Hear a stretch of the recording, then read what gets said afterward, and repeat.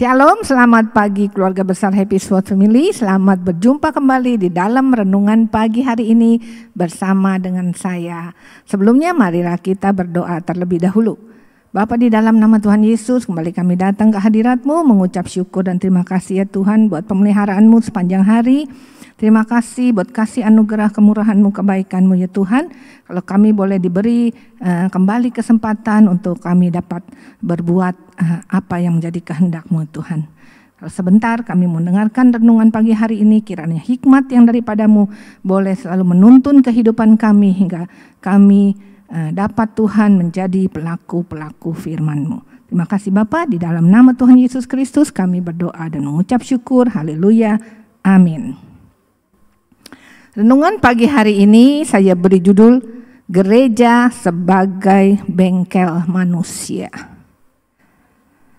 Selama yang kita tahu, gereja adalah bangunan atau rumah atau tempat untuk beribadah umat Kristen. Yang kedua adalah tempat persekutuan antar umat beragama yang satu aliran, tata cara dengan ajaran yang sama. Yang ketiga, gereja adalah sebagai jembatan atau penghubung antara Allah dan manusia, dan juga manusia dengan manusia. Hubungan vertikal dan horizontal. Yang keempat, gereja sebagai kesatuan tubuh Kristus. Artinya, Kristus sebagai kepala dan kita adalah anggotanya. Lalu, mengapa timbul judul gereja sebagai bengkel manusia?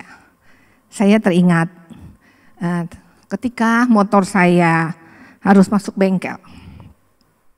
Karena sudah waktunya ganti oli gardan, oli mesin, ganti ban, diservis remnya, dan lain sebagainya.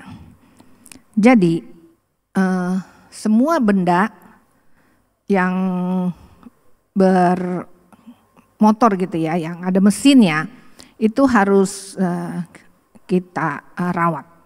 Kalau rusak itu pun ada bengkelnya ya. Begitu juga dengan kehidupan kerohanian kita. Nah, di mana bengkel kita, kerohanian kita? Itu adalah di gereja, di rumah Tuhan. Dan rumah Tuhan itu adalah bukan hanya sekedar bangunan saja atau rumah, tapi juga di dalam hati kita. Seperti yang sudah dibawakan oleh Ibu Ruth, bahwa rumah gereja itu adalah bait Tuhan. Itu adalah tubuh kita adalah bait Roh Kudus. Jadi secara berkala itu bahwa kita itu harus terus-menerus merawat baik kendaraan ataupun kerohanian kita sebagai orang percaya, agar kerusakan-kerusakan yang terjadi tidak terlalu parah, selalu dalam kondisi yang baik. Begitu pula dengan kerohanian kita. Kita harus rawat, kita harus beri makan, agar roh kita tetap menyala dan tidak padam. Gereja dikatakan sebagai bengkel manusia, pertama adalah karena gereja itu sebagai bait Allah yang tidak dibuat dengan tangan manusia, tetapi rumah tempat Allah bertata. Gereja adalah keluarga Allah yang dibangun atas landasan batu yang hidup, yaitu Yesus Kristus. Di dalam 1 Korintus 3 ayat 16 dan 17 kita tahu bahwa tubuh ini adalah bait Allah yang diam di dalam kamu. Jika ada yang membinasakan bait Allah, maka Allah akan binasakan dia. Sebab bait Allah adalah kudus dan bait Allah itu ialah kamu. Yang kedua adalah orang-orang yang keluar dari kumpulan yang gelap. Orang-orang yang berani meninggalkan kehidupan yang lama yang penuh dengan lumpur dosa, kembali kepada Bapa, atau berbalik 180 derajat, bertobat sungguh-sungguh. Di dalam Yesaya 1 ayat 18b dikatakan, sekalipun dosamu merah seperti kirmisi, akan menjadi putih seperti salju. Sekalipun berwarna merah seperti kain kesumba, akan menjadi putih seperti bulu domba. Yang ketiga, gereja dikatakan sebagai bengkel manusia karena adalah tempat komunitas yang baik yang menerima kita dengan belas kasih Tuhan. Dan yang keempat adalah saling mendoakan.